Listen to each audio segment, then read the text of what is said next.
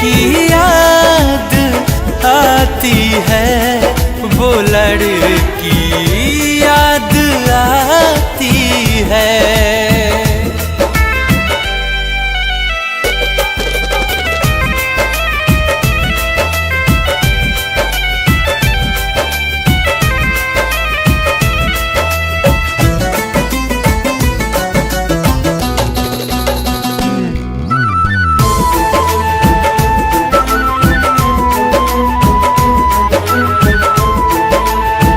पहले हम जब भी कभी दोनों साथ मिलते थे, प्यार के फूल इस दिल में हजारों रोज खिलते थे। वो हर लम्हा लम्हा मेरा सच में कितना अच्छा था, सच में कितना अच्छा था। दिन को न चैना सारी सारी रहना, दिल की बेचैनी बढ़ाती है। वो लड़की याद आती है, वो लड़की याद आती है, वो लड़की याद आती है, वो लड़की याद आती है।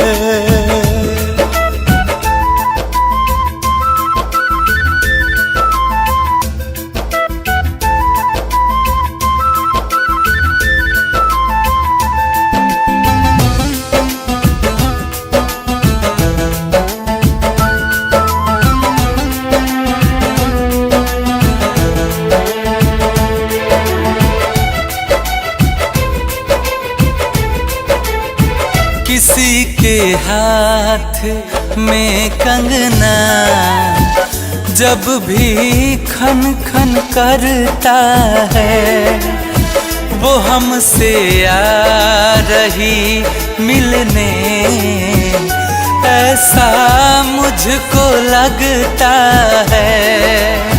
मोहित गुंजन हुए तन्हा, दिल ये आहें भरता है, दिल ये आहें भरता है। सुना है दीवाने को रोज किस्मत आजमाती है।